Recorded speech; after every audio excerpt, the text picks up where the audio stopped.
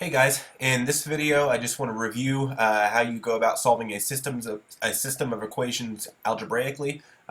We did this a little bit last year in Algebra 1, so this is just sort of a re-crash course, if you will, in how to do that with two variable systems. And so if you remember, one method we used last year was called the substitution method, and that's a method you want to use only when you have one variable with a coefficient of 1.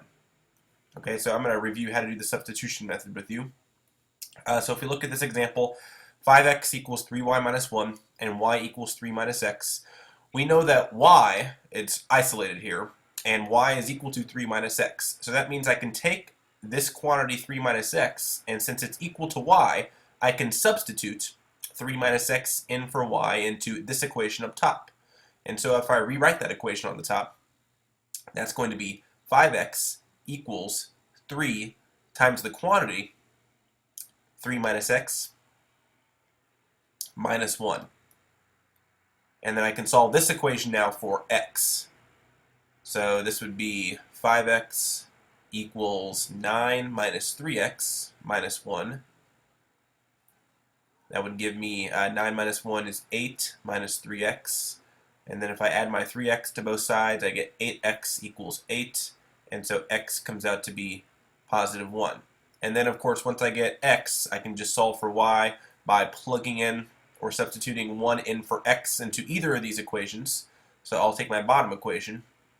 Y is equal to 3 minus, now we know x is 1, so 3 minus 1, which tells me y equals 2. And so that means the solution of this system would be the ordered pair 1, 2. Make sure you put your ordered pairs in parentheses here.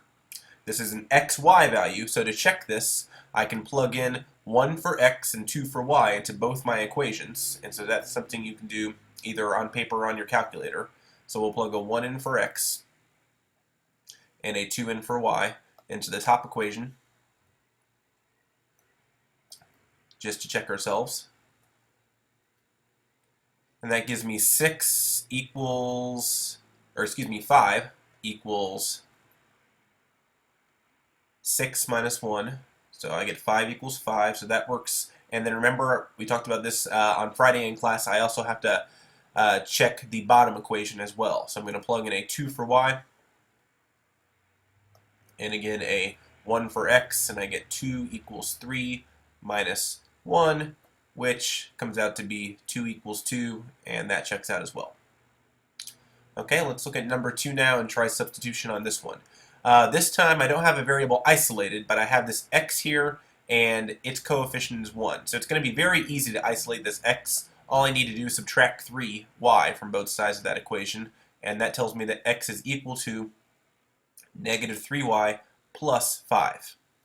And so now I can take this expression, negative 3y plus 5, and plug it in for x into the other equation right here.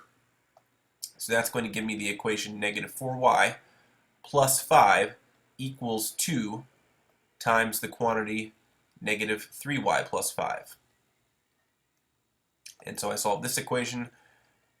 I get negative 4y plus 5 equals negative 6y plus 10. Add 6y to both sides. I get 2y plus 5 equals 10. Subtract my 5 over. 2y equals 5. Divide by 2, so y comes out to be 2.5. And then I can plug 2.5 in for y to solve for x. So x plus 3 times 2.5 using my top equation equals 5. That would be x plus 7.5 equals 5. And so subtract 7.5 from both sides, and you get x is equal to negative 2.5. Okay, so we get the ordered pair negative 2.5, 2.5 for number 2.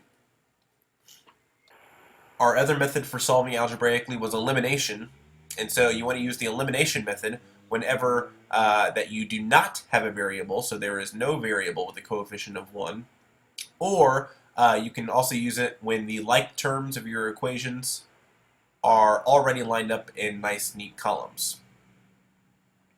And more often than not, again, I find students like the elimination method better. I really don't care which method you use when you're solving two variable systems here in Algebra 2. Just make sure you're looking for which would be the most efficient for a particular problem.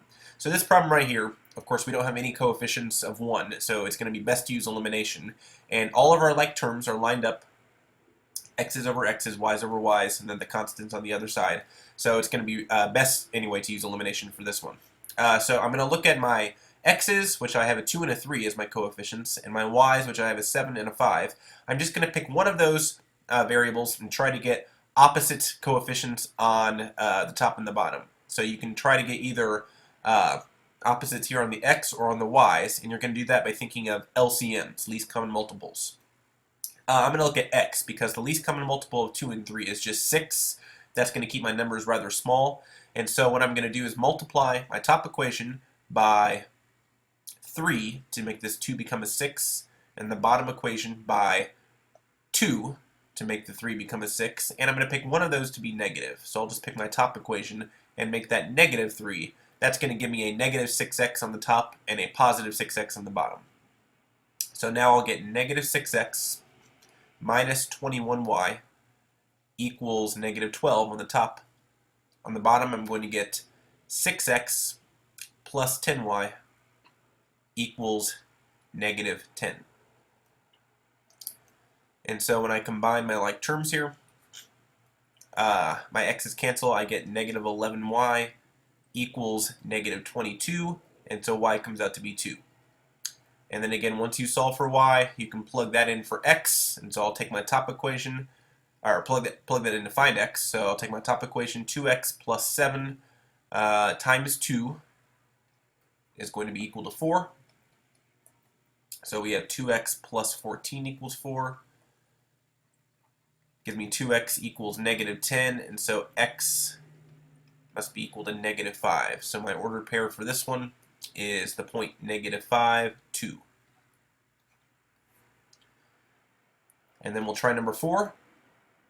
For this equation here, my like terms are not lined up. Notice my x's are both on the left side of the equation, but my y for the top equation is on the left, the bottom equation is on the right. So before you start doing elimination on this, you need to make sure all of your like terms are lined up and on the correct sides of the equation.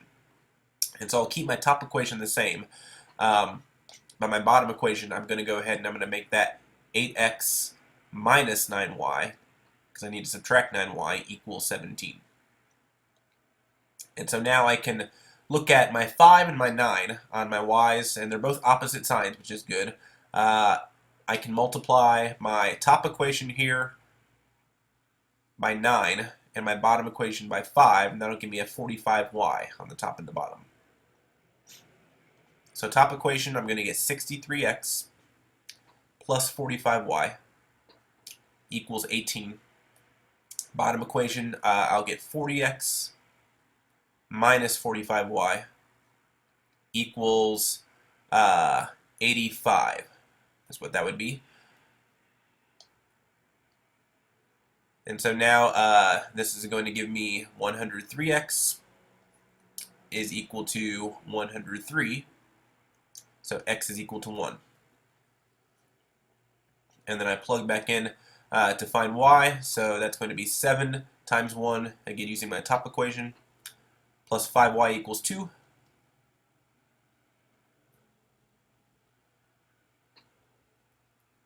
Subtract 7 from both sides, I get 5y equals negative 5, and so y comes out to be negative 1. So the point 1, negative 1 would be my solution here.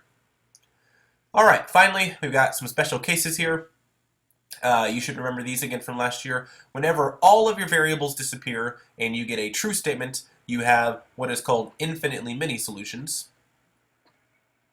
And again, that's not the same thing as all reals. All reals means that when you're solving a regular equation, any real number will work as the solution. This just means there's an infinite number of ordered pairs that would be the solution, but not every single ordered pair you can think of is a solution. There's just an infinite number of solutions. And then again, when all the variables disappear and you get a false statement, that would be a no solution. So number 5 here, we have equations with fractions in them, actually. So one thing you might want to do is in this bottom equation, before you do anything else, is get rid of these fractions. And remember, you can do that by multiplying everything by the LCM of the denominator. So I'm going to multiply everything by 2 in this bottom equation just to get rid of these fractions. And that's going to give me the following. That's going to give me 2x minus 3y equals negative 5. And then my top equation is still 4x minus 6y equals 6.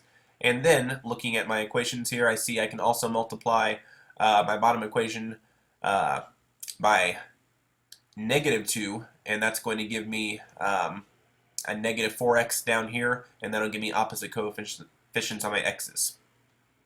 One other thing you could have done, had you noticed, is you could have just multiplied this equation by negative 4, which is really what we're doing overall, since we multiplied by 2 here and negative 2 here, and that would have given you a negative 4x and gotten rid of your fractions right away. So that's something else you could have done. So now I get negative 4x plus 6y equals 10 on the top, or on the bottom equation. My top equation, again, I'm leaving alone. And when I combine everything together, my x's cancel, my y's cancel, so I get 0 equals, I get 16 over here. Last time I checked, 0 was not equal to 16, and so this would be a no solution, because that's a false statement.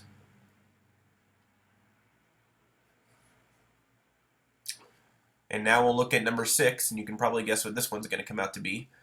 So we have 4x plus y equals 6, 12x plus 3y equals 18. Everything's lined up, so again, I'll use elimination on this. It's probably going to be easiest.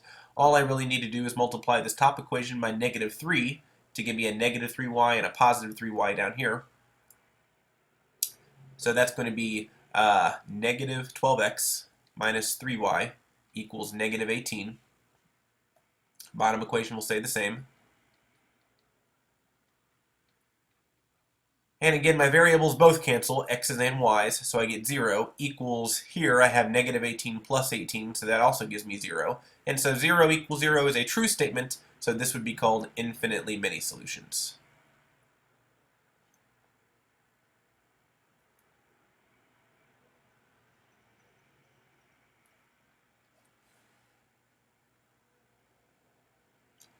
Okay, so any questions you had, feel free to write these down in the margins of the video. If you're watching this via Google Drive, I believe you can also comment on the video, and you can ask questions that way, so feel free to do that.